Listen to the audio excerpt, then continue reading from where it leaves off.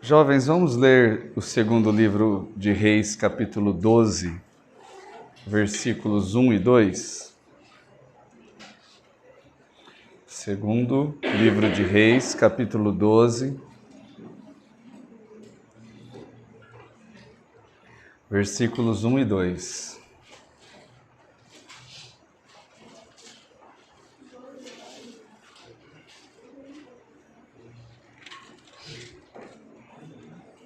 Quem achou, eu convido a ler comigo.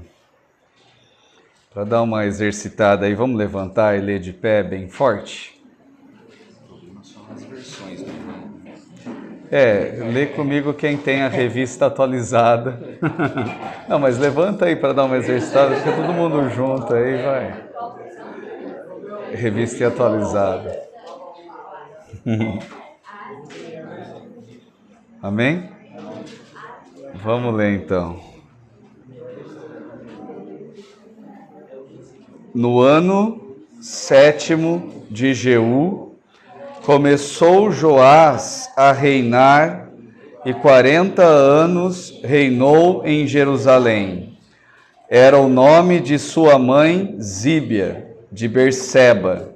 Fez Joás o que era reto perante o Senhor todos os dias em que o sacerdote Joiada o dirigia. Amém. Podem sentar. Senhor, uma vez mais, nós queremos orar a Ti, declarando a nossa dependência do Senhor e pedindo a Sua visitação, que o Senhor possa, por meio da Sua palavra, nos iluminar e, por meio do Seu Espírito que habita em nós, o Senhor possa também nos vivificar. Que o Senhor possa nos dar entendimento do que nós vamos aqui considerar na palavra da história de Joás, nos ajudando a tirar lições para nós mesmos.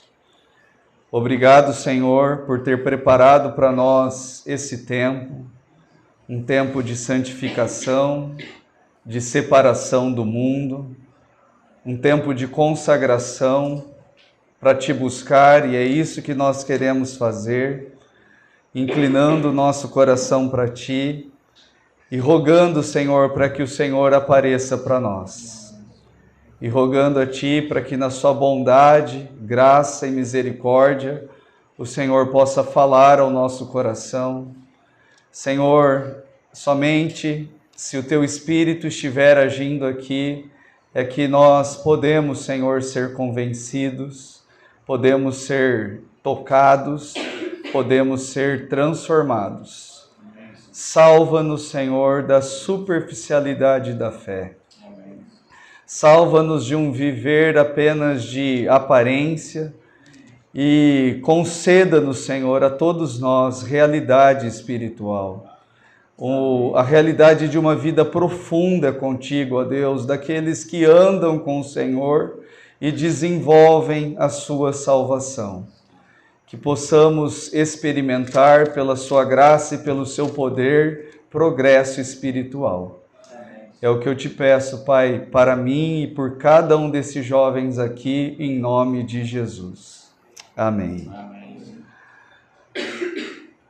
Jovens, nós vamos começar agora, a partir dessa pregação, a ver exemplos de bons reis, reis que foram melhores do que os anteriores. Veremos também que não foram 100%, mas que o Senhor possa usar cada detalhe da história de Joás aqui para falar ao nosso coração e que o Espírito Santo possa estar nos conduzindo para ganharmos luz a respeito da nossa própria experiência. Estamos vendo a história de Joás, mas para também considerarmos diante da palavra do Senhor a nossa própria história.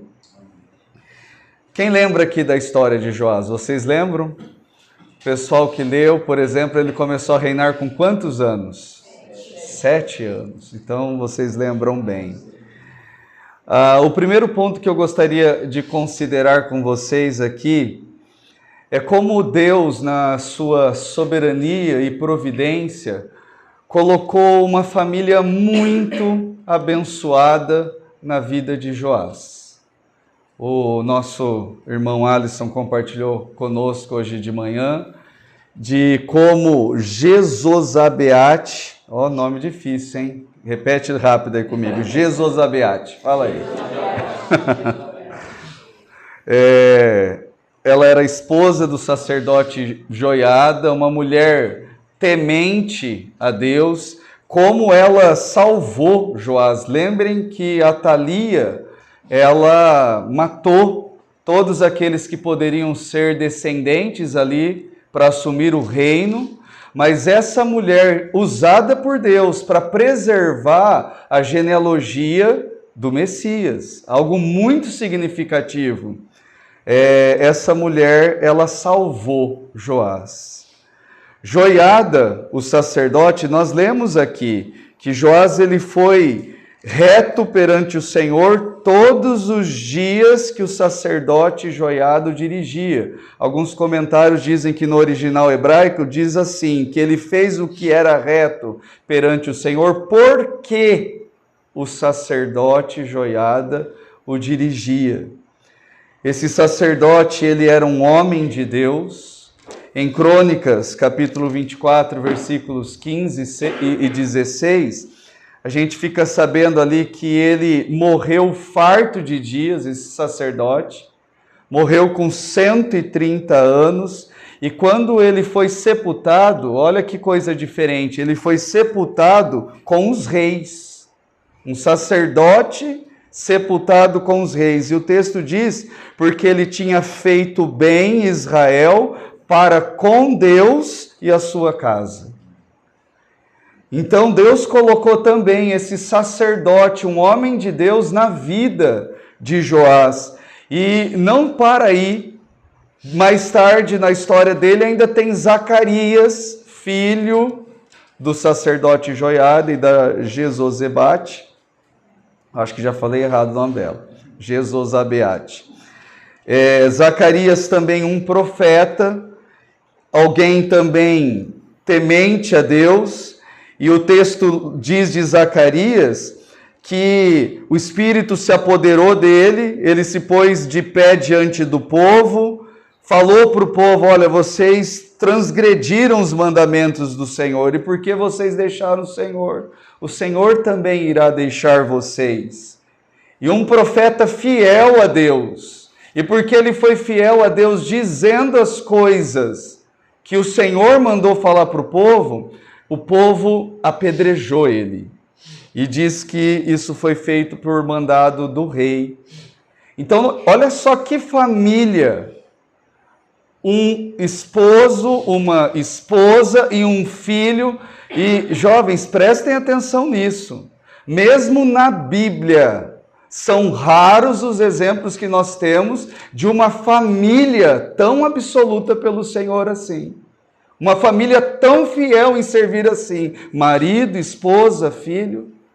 Eu creio que isso deve até nos inspirar e devemos orar e pedir ao Senhor, Senhor, que eu também tenha uma família assim, em que eu, junto com a minha esposa, com a minha filha, sejamos fiéis em te servir.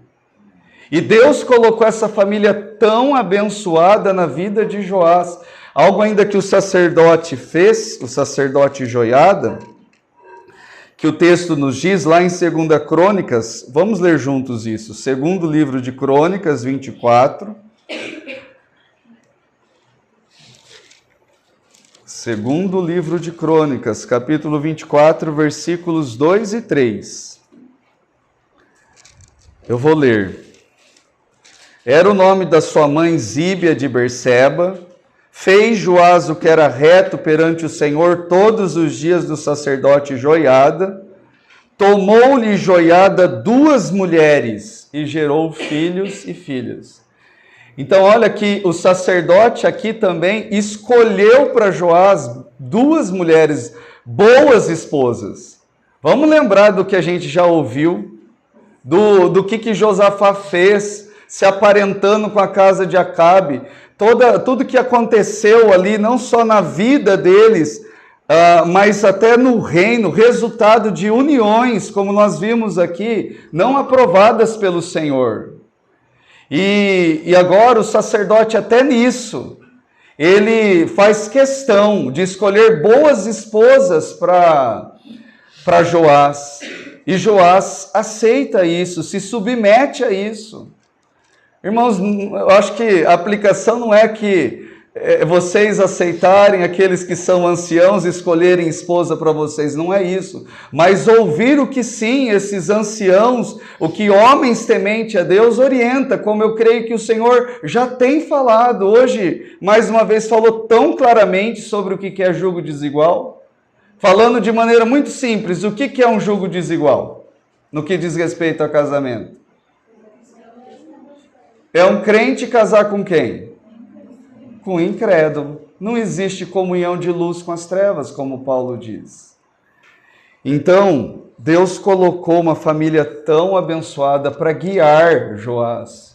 E eu queria que por um pouco você pensasse, que você considerasse, você percebe, Deus tem colocado também pessoas abençoadas na sua vida. Homens e mulheres de Deus. Você consegue reconhecer pessoas que te ajudam a buscar o Senhor? Pessoas que Deus colocou na sua vida para te ajudar a andar nos caminhos do Senhor. Que nós possamos nos lembrar dessas pessoas e orar por elas e sermos gratos a Deus pela vida dessas pessoas. Avançando um pouco no que diz respeito ainda à história de Joás, é interessante nós vermos como ele começou bem, por influência do sacerdote Joiada, ele começou muito bem. Ainda aqui no capítulo 24 do segundo livro de Crônicas, do 4 ao 7, diz assim: Depois disto, resolveu Joás restaurar a casa do Senhor. Reuniu os sacerdotes, os levitas, e lhes disse: Saí pelas cidades de Judá, levantai dinheiro de todo Israel para reparardes a casa do vosso Deus de ano em ano. E vós apressai-vos nisto. Porém os levitas não se apressaram. E aqui está dizendo que Joás, ele quis restaurar a casa do Senhor. Eu vou pular por causa do tempo, tá bom? No versículo 7 vai explicar, dizendo assim, porque a perversa Atalia e os seus filhos arruinaram a casa de Deus. Usaram todas as coisas sagradas da casa do Senhor no serviço dos Baalins. Lembrando que o irmão falou hoje pela manhã, e quem leu também vai lembrar disso, onde é que Joás cresceu os 6 primeiros anos da sua vida? Ele cresceu numa cama interior da casa de Deus. Ele foi criado ali pelo sacerdote. Então ele tinha um apreço pela casa de Deus. E ele quis, porque a Atalia, a perversa, arruinou, ó a palavra, a casa de Deus, por causa dos seus cultos aos Baalins e tudo mais. Ele quis restaurar a casa de Deus que estava em ruínas. E a gente entende, falando de maneira muito simples, que algo que Joás fez foi levar o povo a ofertar para a casa do Senhor. Lá no segundo livro de Reis, capítulo 12, versículo 9, diz assim, segundo Reis 12, 9, quem quiser conferir aí. Porém o sacerdote Joiada tomou uma caixa e lhe fez na tampa um buraco, e pôs ao pé do altar a mão direita dos que entravam na casa do Senhor. Os sacerdotes que guardavam a entrada da porta depositavam ali todo o dinheiro que se trazia à casa do Senhor. Em outras palavras, o que o sacerdote fez aqui? Um gasofilácio. Uma caixa com buraco onde põe dinheiro, fez um gasofilácio. E Joás levou o povo a ofertar para a casa do Senhor, para restaurar. E o que me chama a atenção aqui, que isso é algo que agradou ao Senhor. Quando a Bíblia diz que Joás fez o que era reto ao Senhor, o que ele fez que pode ser considerado reto, foi se preocupar com a casa do Senhor e levar o povo a restaurar a casa do Senhor que estava em ruínas. E isso foi agradável a Deus. Jovens, dá vontade de pedir para levantar a mão, mas sinto que não devo fazer isso. Mas você tem ofertado? Vocês têm aprendido aí a ofertar? Vocês têm sido estimulados a isso? Eu creio, graças ao Senhor, que tem aqui jovens que eu creio que já têm tido essa experiência. É algo que nós também precisamos aprender a fazer, porque é uma prática espiritual, e como toda prática espiritual, ela nos leva a conhecer a Deus. Quem oferta, quem tem essa prática de ofertar, conhece Deus de um jeito que quem não oferta não conhece. E como toda prática espiritual, a oração, a leitura da Bíblia, o reunir-se, o jejuar, toda prática espiritual exige de nós fé. Então, ofertar é uma prática de fé que nos leva a conhecer a Deus. E falando de maneira muito prática, existem necessidades. Por exemplo, vamos considerar aqui, nós estamos usando nesses dias aqui esse sítio, não é? Estamos passando 4 dias aqui, 40 jovens, mais todos os irmãos aqui que servem, estamos um pouquinho mais de 50 pessoas aqui, talvez beirando umas 60 pessoas. Tem custo o que estamos fazendo aqui? Tem custo, não é? Esse tanto de banho que a gente toma, até ar-condicionado, o Senhor preparou um lugar para nós que tem ar-condicionado, mas tem custo isso ou não tem? E onde nos reunimos também, eu sei que em Montemor tem um local de reuniões agora, né? Aqui também em Posse tem, Rio Claro tem, mesmo em lugares, né? No passado eu sei que São Carlos se reunia lá em um hotel, tudo isso tem custo. E querer contribuir para a casa de Deus, agora eu estou falando disso de maneira prática, contribuir para as necessidades práticas da igreja. Será que isso é algo que agrada a Deus ou não? O que você acha? Isso é algo que agrada ao Senhor. E jovens, nós precisamos aprender isso.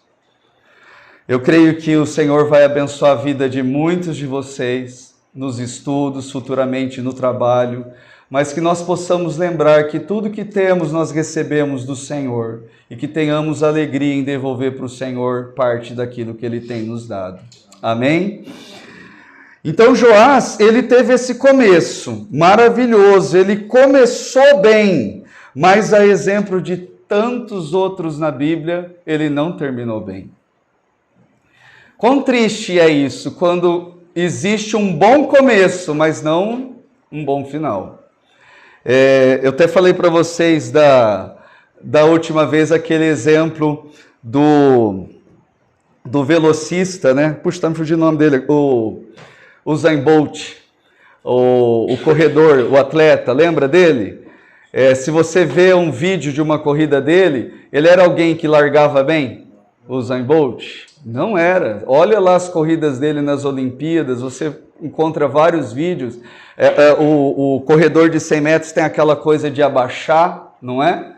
E a largada dele não era boa. Ele costumava sair ali por 4º, 5º, 6º lugar.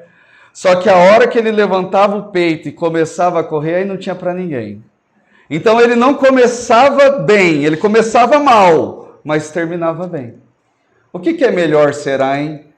Começar bem e terminar mal ou começar mal e terminar bem? Eu creio que o bom mesmo é começar bem e terminar bem. Isso é o melhor. Que nós possamos ter bons começos, mas também que o Senhor possa nos ajudar a terminar bem. Agora, o que nós vamos considerar, embora Joás ele tenha tido um bom início, uma boa infância ali na casa do Senhor, rodeado por pessoas abençoadas, ele cresceu, então ele se preocupou com a restauração da casa de Deus. Nós vamos ver agora que depois de um tempo, Joás, ele começou a experimentar na vida dele um declínio espiritual. Vamos considerar como é que isso foi progredindo na experiência dele, esse declínio espiritual, como é que começou? Então, olha só a primeira coisa que aconteceu. Abram no segundo livro de Reis 12 novamente. Segundo Reis, capítulo 12, versículo 3. Na verdade, eu quero ler o 2 e o 3. Eu vou ler o 2 também, tá? Fez Joás o que era reto perante o Senhor todos os dias em que o sacerdote Joiada o dirigia. Presta atenção nisso agora. Tão somente os altos não se tiraram. E o povo ainda sacrificava e queimava incenso nos altos. Olha, diz que ele fez o que era reto ao Senhor, mas tem algo. Tão somente tem aqui uma exceção nesse ter sido reto. Tem algo, não dá para dizer que ele foi 100%. Vamos dizer que foi, sei lá, que ele tenha ido bem aí 80%, tem 20% que não foi. E o que não foi? O que acontece aí? Que nós vamos ver que vai levar a uma grande ruína depois. Ele não tirou os altos. Os altos não se tiraram. O que são esses altos? Lembra que o Alisson na primeira mensagem compartilhou sobre Jeorão? Esses altos começam ali em Judá com ele.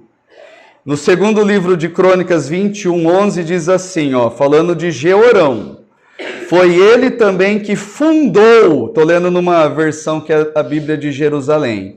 Foi ele que fundou lugares altos nas montanhas de Judá, que fez os habitantes de Jerusalém se prostituírem e fez Judá se extraviar. Esses lugares altos eram lugares usados para idolatria, que o irmão explicou hoje também como que eram os rituais a Baal, a Aserá.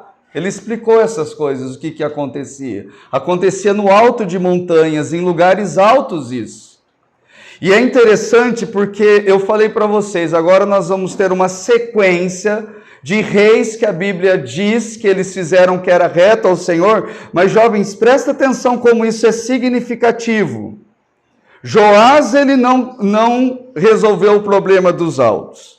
Nós vamos ver amanhã de manhã o rei Amazias. E no capítulo 14, versículo 4, também fala, tão somente os altos não se tiraram. Daí nós vamos ver amanhã à noite a história do rei Uzias. E também vamos ler sobre ele, tão somente os altos não se tiraram. No domingo pela manhã o irmão vai compartilhar sobre Jotão. E sobre ele também diz, tão somente os altos não se tiraram. E a coisa vai assim até o nosso próximo acampamento. O rei que vai resolver esse problema vai ser Ezequias. E olha o que eu vou dizer. Ezequias vai resolver esse problema e depois dele ele vai ter um filho que é considerado por muitos o pior rei de Judá. Sabem de quem eu estou falando ou não? Manassés. É esse daí. Ezequias, ele tira os altos, Manassés vem e edifica novamente. O filho dele. Esses altos é um problema. E segue por mais alguns reis, até Josias fazer uma nova purificação. E que lição que nós podemos tirar aqui? Prestem atenção nisso, jovens. O perigo aqui é o perigo das concessões. Já ouviram essa palavra antes? O que é uma concessão? O que significa fazer uma concessão? Ouça isso. Fazer concessões significa tolerar ou aceitar gradualmente aquilo que sabemos que não é correto. Ele fez o que era reto perante o Senhor, mas os altos não tirou. Será que ele sabia ou não sabia que os altos eram uma coisa que ofendia a Deus por conta da idolatria? Eu creio que sabia. E na nossa vida, será que tem coisas que nós já estamos conscientes de que aquilo não agrada a Deus? E será que na nossa vida nós estamos tolerando? Às vezes pode ser até coisas que aos nossos olhos são pequenas. Será que tem coisas que a gente está fazendo concessão, mesmo sabendo que aquilo é um pecado, mesmo sabendo que aquilo ofende a Deus? Falando de idolatria, jovens, o que é um ídolo? Alguém fala de maneira muito simples o que é um ídolo. Vai, Carlos. É aquilo que você coloca no lugar de Deus. É isso aí. Você ia falar algo assim também, Lívia? Ídolo é tudo que a gente coloca no lugar de Deus. Não tem a ver só com uma imagem. Pode ser uma pessoa, pode ser algo. E será que nós temos tolerado algum ídolo no nosso coração? Que a gente não tem derrubado esse altar, mesmo sabendo que isso é algo que não agrada ao Senhor? Existe um grande perigo aqui, que é o perigo da concessão. É comum, geralmente começa com coisas pequenas, mas que leva depois a grandes ruínas. Esse é o risco da concessão. Continuando ainda, considerando algo da experiência de Joás, que eu acho que aqui é a lição mais importante para nós considerarmos. Abre de novo lá, se você saiu, em segundo livro de Crônicas 24, o 17 e 18.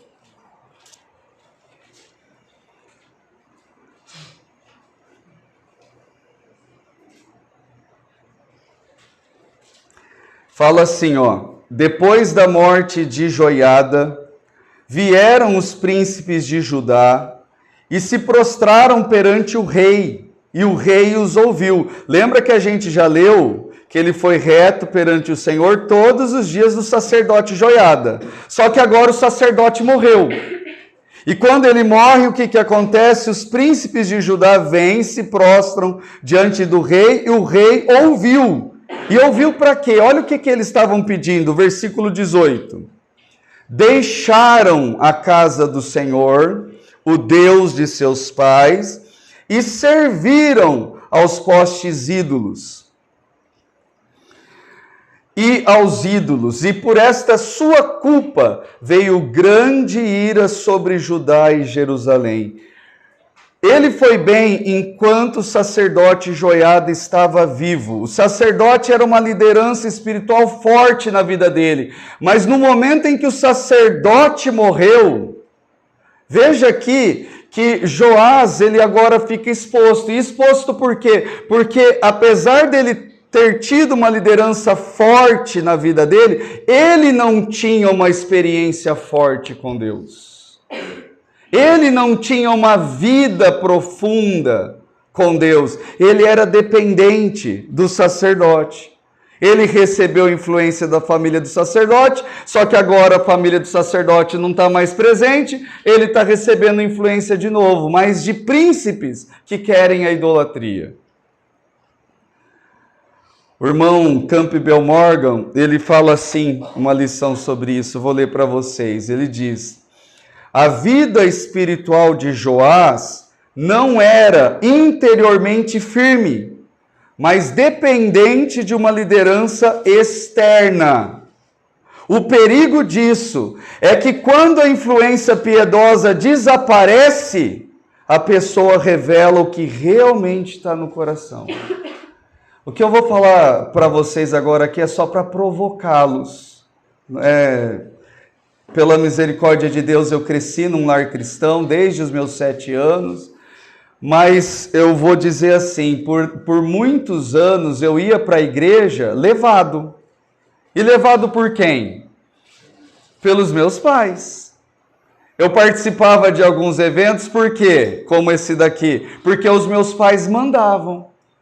E agora eu pergunto para você, para te provocar. Você está aqui por causa de uma experiência que você já teve com Deus? Ou você está aqui porque foi mandado por alguém? O fato de você se reunir, o fato de você estar na igreja, isso é uma escolha sua? Ou você só faz isso porque os seus pais te levam?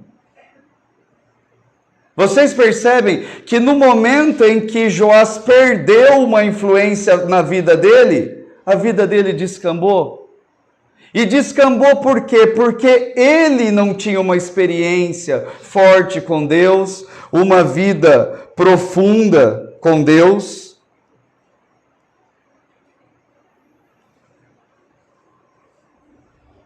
Campbell Morgan ainda diz isso. Um homem pode parecer fiel a Deus enquanto está sob liderança espiritual forte, mas a sua verdadeira condição aparece quando ele perde essa liderança. Watmani disse assim, muitos cristãos vivem pela espiritualidade de outros. Eles dependem de líderes, pastores ou irmãos mais maduros, mas não têm uma experiência pessoal profunda com Deus. Ele costumava aplicar uma vida espiritual que depende de outra pessoa, não pode permanecer quando essa pessoa é removida. Eu gosto de perguntar isso, já perguntei para alguns aqui e vou repetir para todos. Quem aqui sente que já teve uma experiência de conversão, um encontro com o Senhor? Levanta bem a mão aí. Quem está convicto que já teve essa experiência? Então é a maioria, mas não todos, né? Eu fico feliz por poder estar aqui com vocês. A minha experiência de conversão foi em um acampamento, quando eu tinha 14 anos, ouvindo uma pregação como nós estamos aqui. E eu lembro de uma maneira muito forte de como aquele dia foi especial para mim, como a luz de Deus brilhou no meu coração, e naquele dia eu passei a ver Cristo de uma maneira como eu não tinha tido experiência antes. A partir daquele dia, Jesus passou a ser o meu Deus, e não apenas o Deus dos meus pais. E servir ao Senhor passou a ser uma escolha minha, uma decisão minha, e não só uma decisão dos meus pais. E nós oramos, né? Fabrício, os irmãos que estão ali fora, nós oramos para que todos aqueles que ainda não tiveram esse encontro com Cristo, que possam ter ainda nesse acampamento. Tozer diz assim: é possível servir a Deus externamente sem conhecê-lo de fato. Jovens, presta atenção nisso. Isso é algo tão sério. Algo que acontece nas igrejas hoje, né? É aquilo, chega alguém novo na igreja, já querem envolver no serviço, já querem dar um cargo, já querem ocupar de alguma forma. E nós mesmos, muitas vezes, somos muito bem intencionados, mas em querer fazer muita coisa.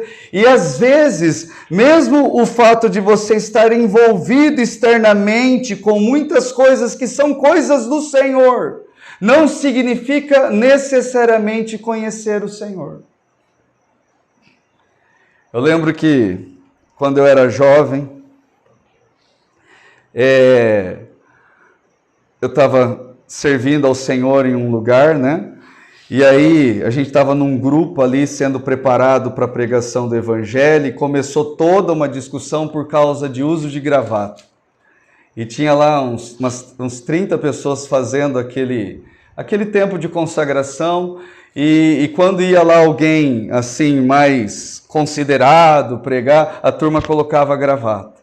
E alguns começaram a falar, isso é hipocrisia, né? Só põe gravata quando vem um, quando não vem outro não põe gravata. E surgiu o grupo dos que defendiam o uso da gravata e o grupo dos que defendiam o não uso da gravata.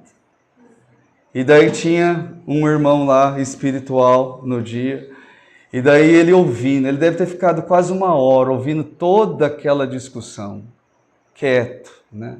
Daí a hora que esse irmão abriu a boca, ele falou exatamente isso. Talvez aqui a maioria de vocês tenha até hoje conhecido as coisas do Senhor, mas ainda não tem conhecido o Senhor de todas as coisas. E como é diferente nós estarmos envolvidos com as coisas do Senhor e nós estarmos envolvidos com o Senhor de todas as coisas. A nossa oração e o nosso desejo é para que todos aqui possam conhecer o Senhor de todas as coisas. Porque tudo que existe nos céus e da terra é por causa dele. E é para ele. Tozer, ele diz assim, ainda, né? Um homem que depende da santidade de outro nunca será santo.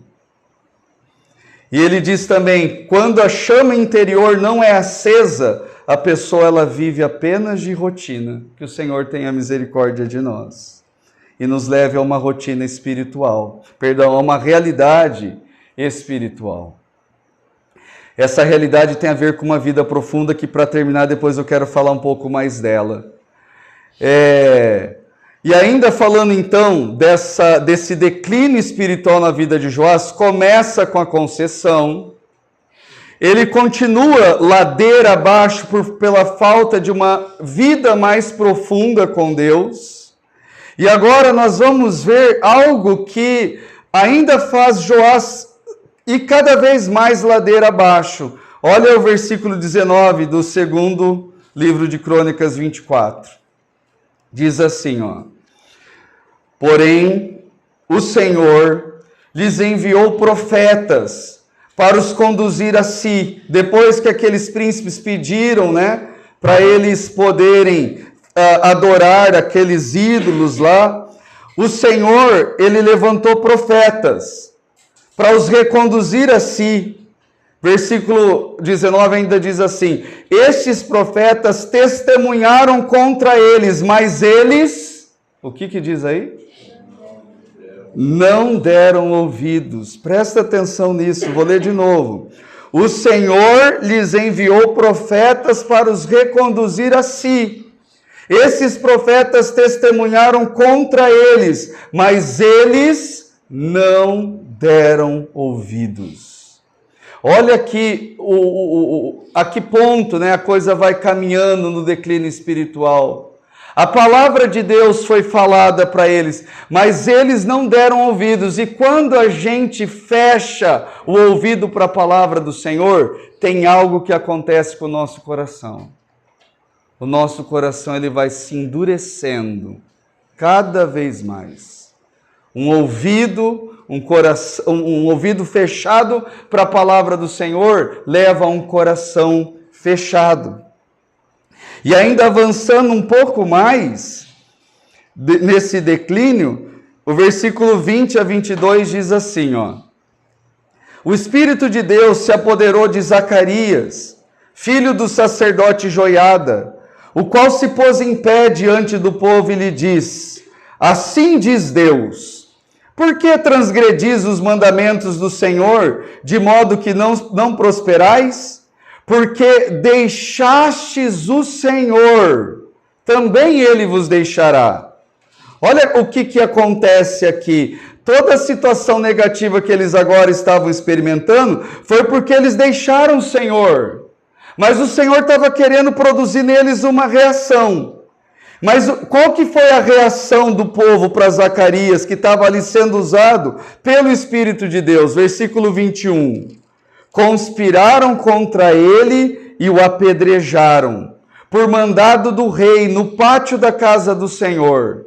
Assim o rei Joás não se lembrou da beneficência que Joiada, pai de Zacarias, lhe fizera, porém matou-lhe o filho.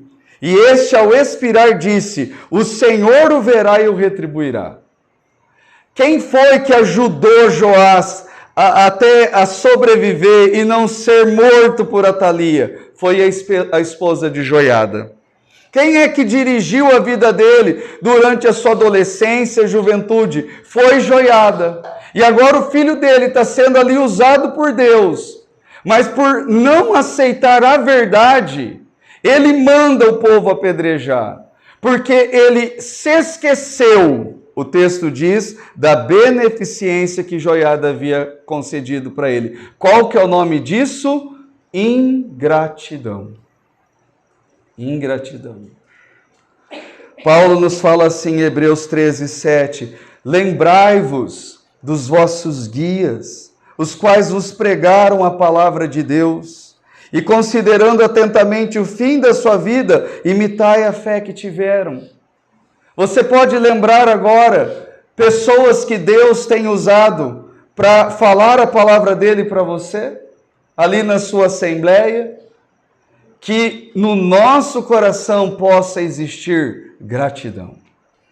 Eu lembro até hoje, não estamos mais no contexto, eu falei do acampamento em que eu me converti.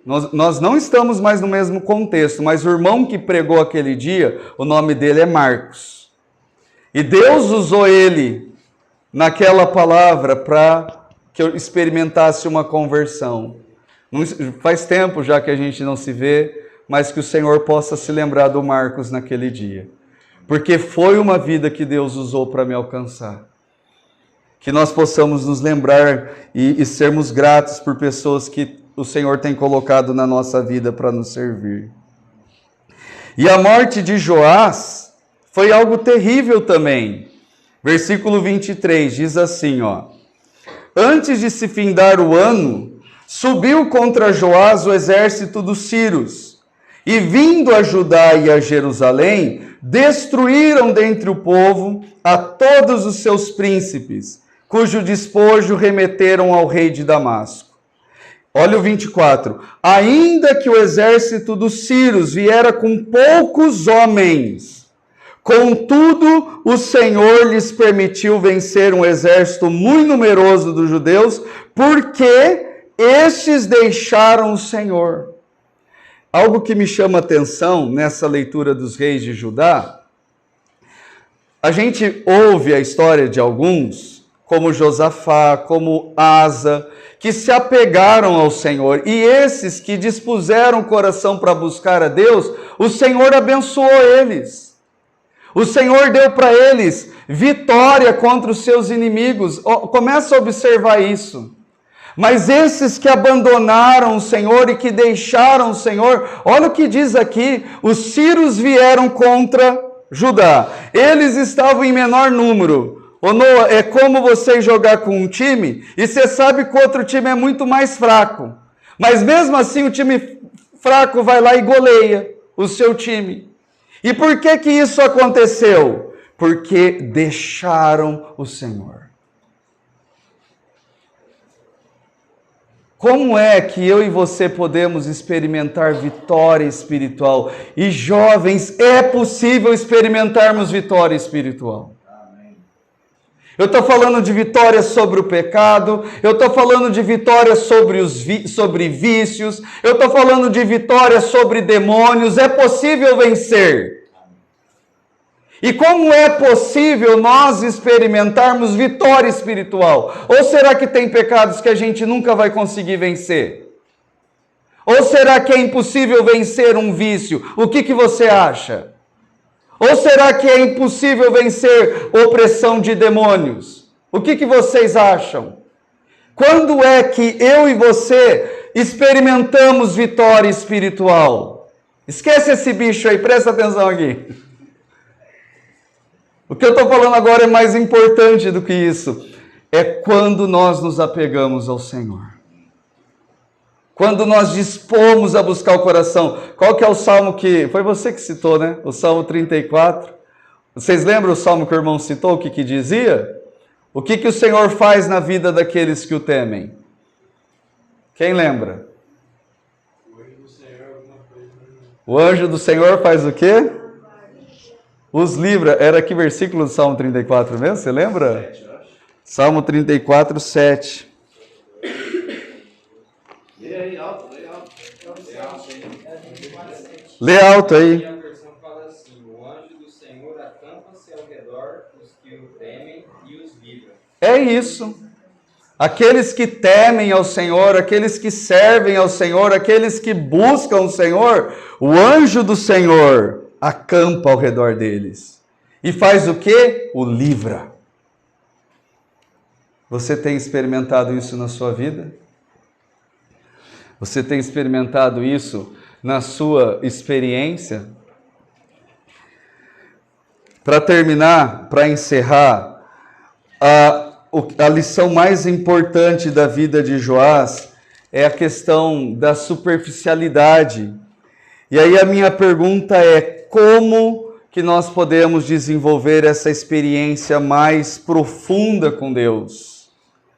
Como nós podemos caminhar bem, de forma positiva, né? Como é que nós podemos desenvolver a nossa salvação e desenvolver uma vida profunda com Deus?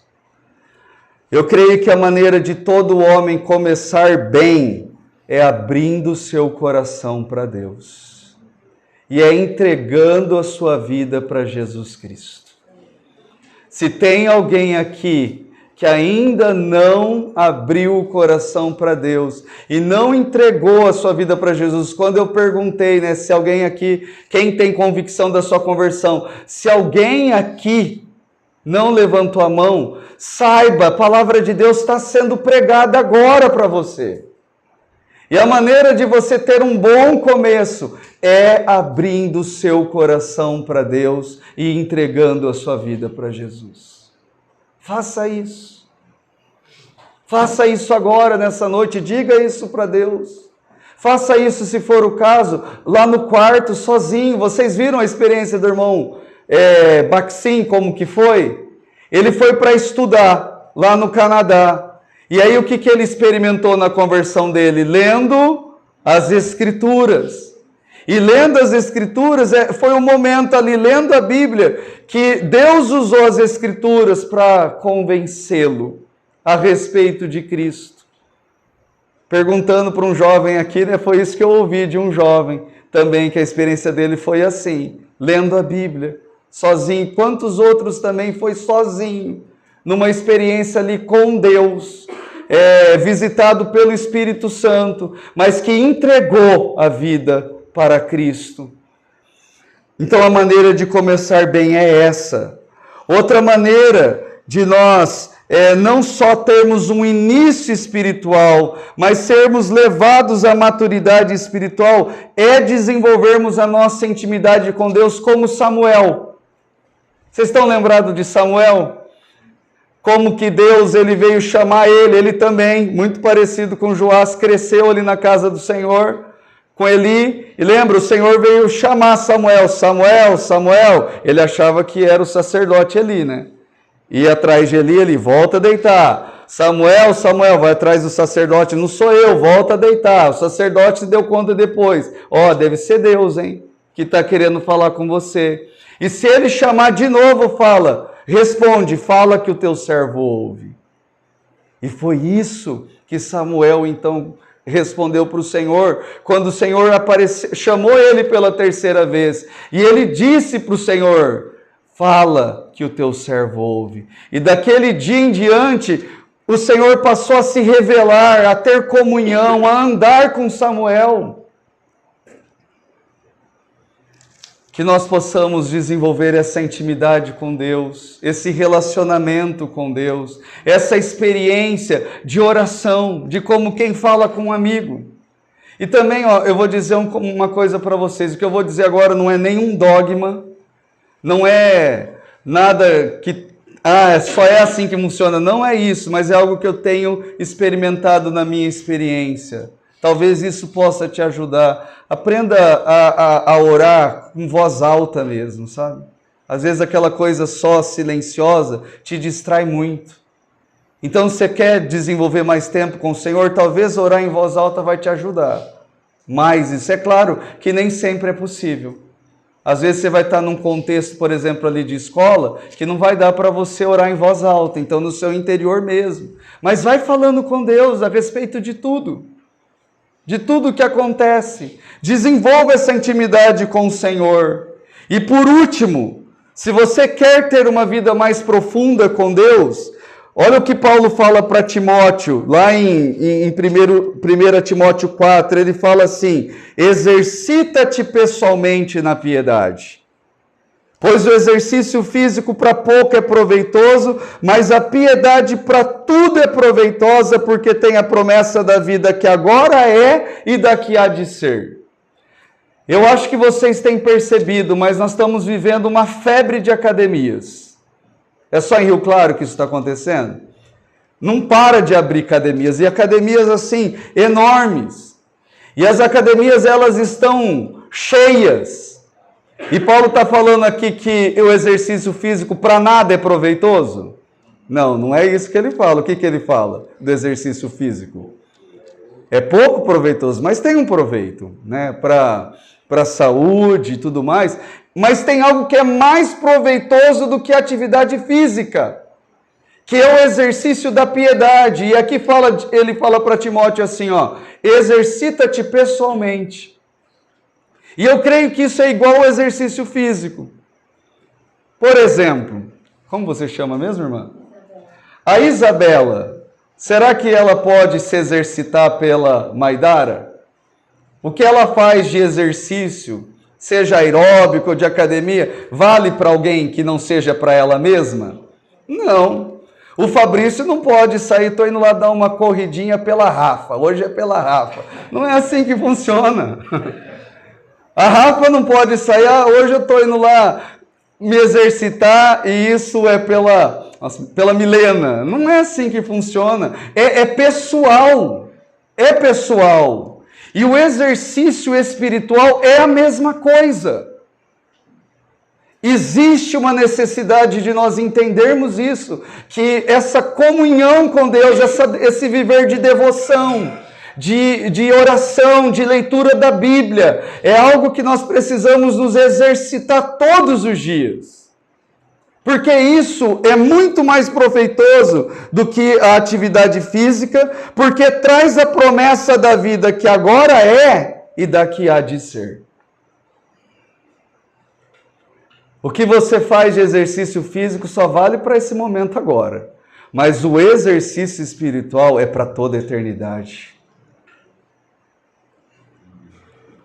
E para encerrar, jovens, ainda eu queria dar esse testemunho.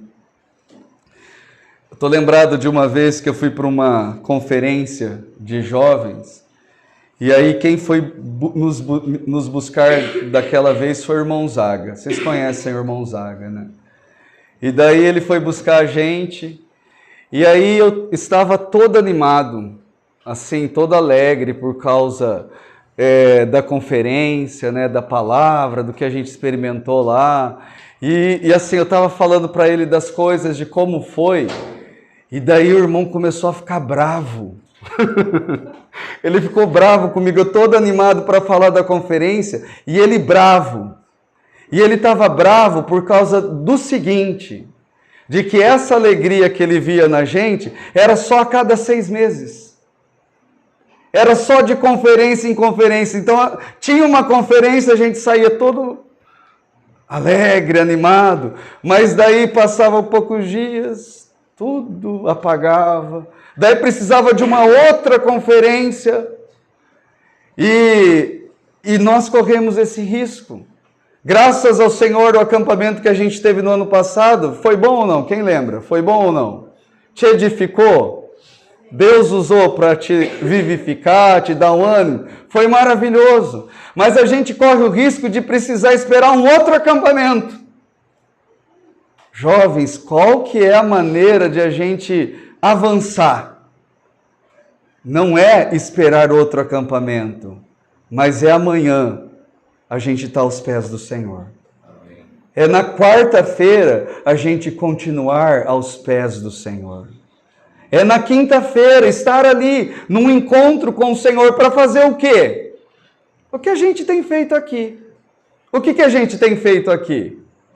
De maneira muito simples, o que a gente faz aqui que vivifica o nosso espírito, que nos aproxima de Deus? Se tem coisas que a gente faz aqui que nos aproxima de Deus. A gente louva a Deus. No nosso tempo devocional sozinho, será que eu posso louvar a Deus? Alguém puxa uma das músicas que a gente cantou hoje aqui na reunião. Quem lembra de uma aí? Puxa aí, uma.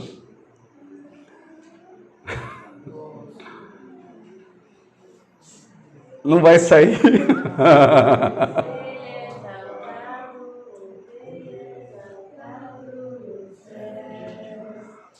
Eu louvarei, Ele é exaltado, sempre exaltado seu nome. Amém. louvarei. Gabi, você se imagina sozinha fazendo isso? No seu tempo com o Senhor ali, sozinha, no seu quarto, né? Ele é exaltado, o Rei é exaltado. Dá para fazer isso sozinha? Ou é só nas reuniões? Eu não estou falando que a gente não precisa de reunião, vocês estão entendendo, né? Eu não estou ensinando ninguém a ser desigrejado aqui, não. Não é a intenção. O que eu estou ensinando é ter comunhão com o Senhor dia a dia. É adquirir intimidade com Deus. Cita outra coisa que nos aproxima de Deus que a gente está praticando aqui. Oração. E no nosso tempo de devoção, de comunhão, a gente pode orar? Pode. O que mais que a gente tem feito aqui? Leitura da palavra. Mais uma vez, hoje à tarde tinha muita gente lá, não estou condenando, tá? Mas tinha muita gente jogando ping-pong, fazendo isso, fazendo aquilo. Eu vi um jovem que estava lá no colchão dele, lendo a Bíblia. Lendo a Bíblia. Olha! Ele foi visto. É isso aí. E aí eu pergunto, será que foi só eu e o Josué viu ou será que o Pai viu? O Pai que vê todas as coisas, hein? Será que quando você está lá na escola, está todo mundo fazendo não sei o quê, né? Não tem alguns jovens que fazem isso? Que leva a Bíblia para a escola? E daí a turma está lá no intervalo fazendo tanta coisa e tem uns jovens que o Senhor, nossa, ganhou o coração dele de um jeito que ele faz o quê? Ele leva a Bíblia para a escola. E enquanto os colegas estão fazendo tanta coisa, ele pega a Bíblia para ler. Eu tenho 2 alunas numa escola que elas não podem ver um tempo de intervalo que as duas já sacam a Bíblia. Elas sacam a Bíblia uma com a outra e ela tem lá as coisas de ficarem anotando. Um tempo vago que ela tem, elas sacam a Bíblia. É algo rápido assim, as duas, e ficam ali, lendo coisa junto, trocando, tendo comunhão, as duas, juntas. Será que o Pai vê essas coisas e recompensa uma vida profunda com Deus? Amém, jovens? Vamos orar e agradecer ao Senhor. Vamos fazer assim, em vez de eu orar, que tal 2 jovens aqui orarem? Amém? Pode ser com base naquilo que o Senhor tocou o seu coração.